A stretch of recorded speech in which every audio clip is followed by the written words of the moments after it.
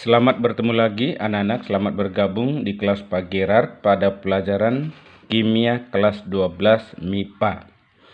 Kita lanjutkan materi kita bab 2 tentang reaksi redoks. Pada pertemuan kali ini kita akan membahas tentang sel elektrokimia. Sel elektrokimia dibedakan menjadi dua.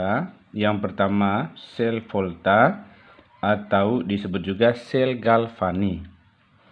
Sel Volta adalah sel yang mengubah reaksi kimia atau reaksi redoks menghasilkan listrik.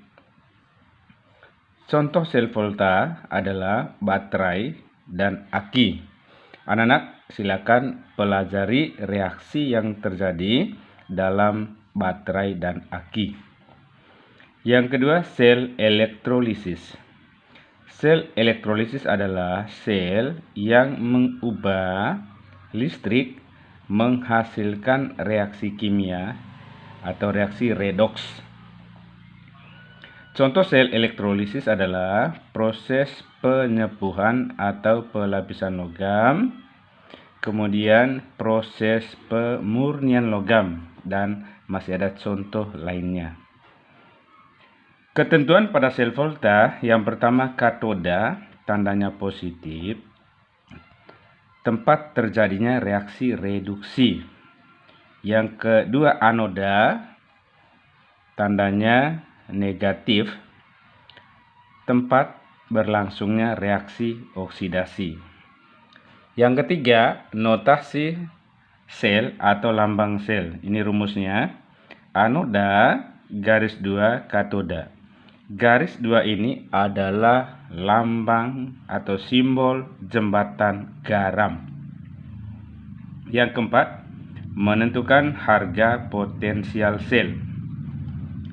Rumusnya, E0 sel sama dengan E0 lebih positif atau lebih besar kurang E0 lebih negatif atau lebih kecil. Atau dapat dirumuskan E0 sel sama dengan E0 katoda kurang E0 anoda. Nah, E0 itu adalah potensial reduksi standar. Yang kelima, jembatan garam. Sel Volta dihubungkan dengan jembatan garam. Disebut jembatan garam karena berisi larutan garam. Mari kita pelajari contoh berikut ini. Diketahui data potensial reduksi standar logam Zn2+ tambah 2E menghasilkan Zn E0 sama dengan min 0,34 volt. Pt2+ tambah 2 elektron menghasilkan PT E0 sama dengan plus 1,20 volt. Nah, pertanyaannya A, B, C, D, E, F, G, H. Kita mulai membahas pertanyaan yang pertama. Dari data tersebut, tentukan katoda dan anoda. Cara menentukan katoda, kita perhatikan data E0-nya. Data E0 yang lebih besar, lebih positif adalah katoda. Maka data di situ yang lebih besar adalah plus 1,20 volt. Berarti katodanya adalah logam platina. Kita tulis PT.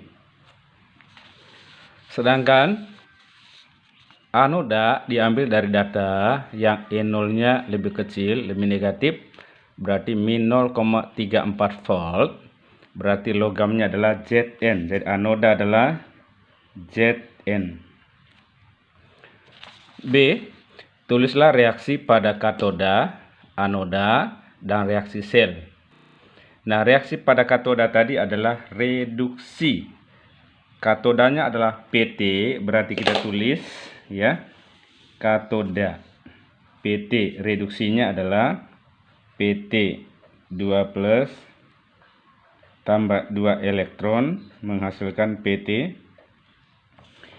Kemudian anoda adalah Zn. Anoda itu adalah reaksi oksidasi, maka anoda reaksinya dibalik. Jadi Zn menghasilkan Zn 2+ tambah 2 elektron. Jadi anoda reaksinya dibalik. Nah, reaksi sel adalah penggabungan dari kedua reaksi ini. 2 elektron dan 2 elektron pada anoda dan katoda, berarti reaksi ini kita kalikan 1 kali 1. Maka hasilnya adalah Zn tambah Pt 2+ menghasilkan Zn 2+ tambah Pt. Jadi reaksi selnya adalah Zn tambah Pt2+ menghasilkan Zn2+ tambah Pt. Pertanyaan C, tulislah notasi sel. Tadi rumus notasi sel adalah anoda garis 2 katoda. Nah, sekarang kita lihat anodanya. Anoda adalah Zn, maka kita tulis demikian. Zn menghasilkan, tanda panah ini diganti 1 garis, Zn2+. Ini adalah anoda. Jembatan garam garis 2. Katoda. Katodanya adalah Pt2+. Garis ini ya, Pt2+. Menghasilkan garis 1 Pt. Jadi notasi selnya adalah Zn menghasilkan Zn2+, jembatan garam, Pt2+ menghasilkan Pt. Berikutnya adalah tentukan harga potensial sel. Rumusnya adalah E0 lebih positif kurang E0 lebih negatif. Yang lebih positif adalah platina katoda, berarti ini plus 1,20 kurang. Yang lebih negatif adalah min 0,34 menghasilkan plus 1,20. Min kali min plus berarti 0,34 sama dengan, jadi 0 tambah 4 4, 2 tambah 3 5, 1 tambah 0 1. Jadi nilai E0 selnya adalah plus 1,54 volt. Jadi E0 sel itu untuk sel volta nilainya selalu positif karena sel volta itu adalah reaksi redoks spontan. Ya, reaksi redoks spontan. Jadi selalu positif hasilnya. Berikutnya E, buatlah gambar susunan sel volta.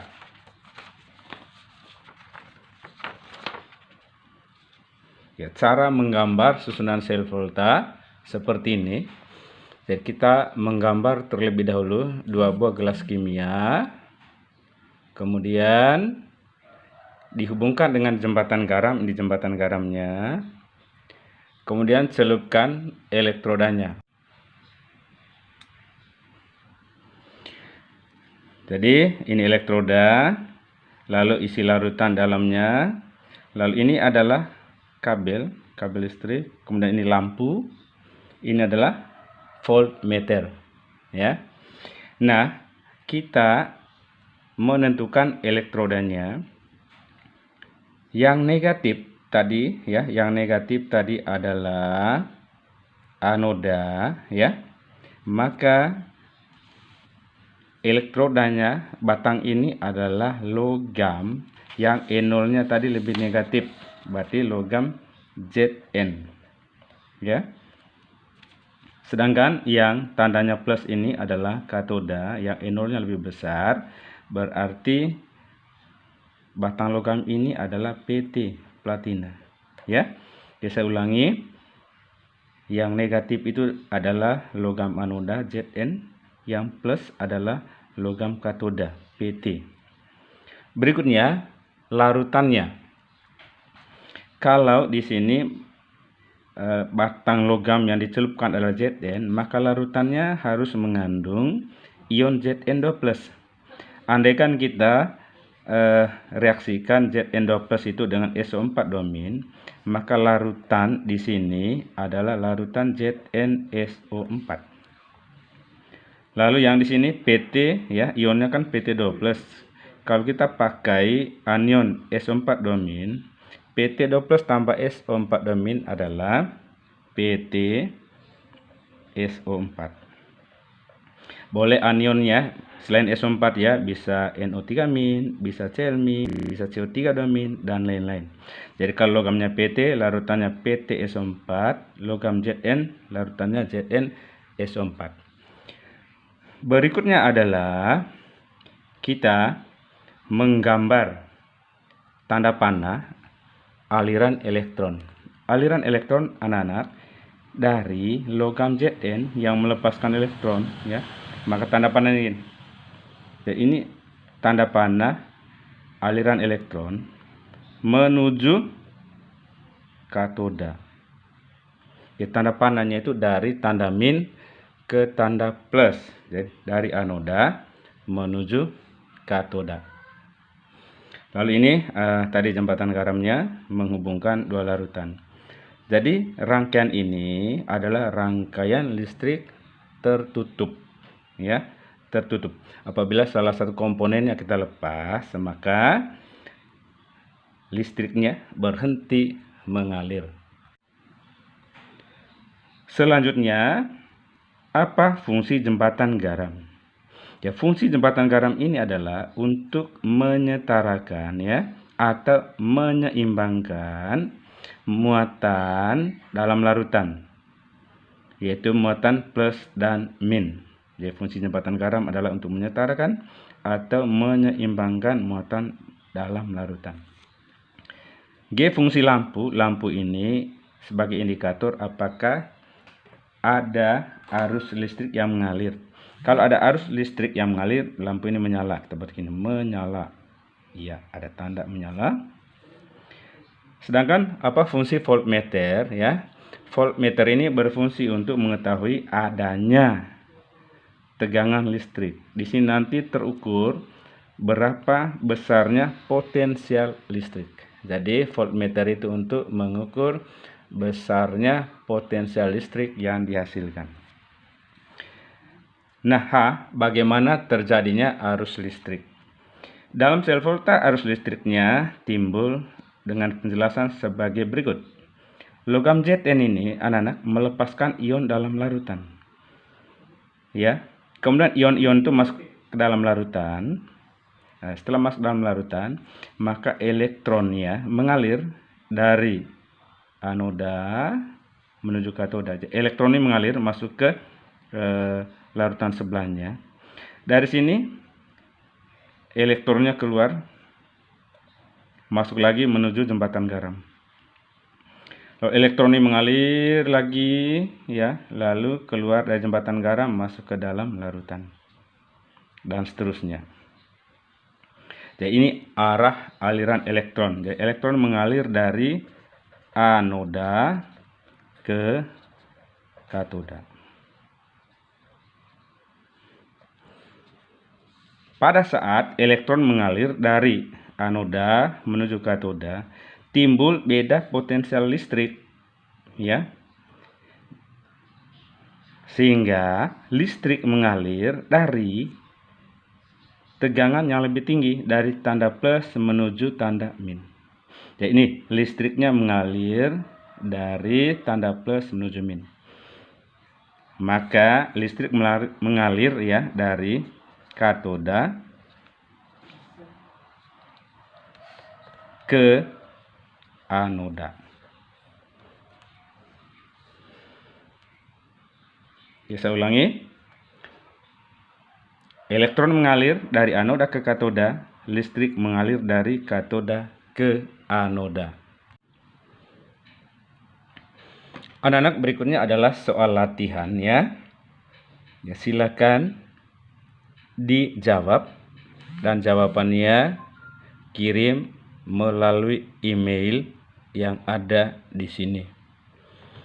Anak-anak semuanya, sampai di sini dulu materi tentang sel volta kita pada pembahasan kali ini. Atas perhatian, Pak Gerard ucapkan terima kasih. Jangan lupa belajar, dan apabila keluar rumah jangan lupa pakai masker.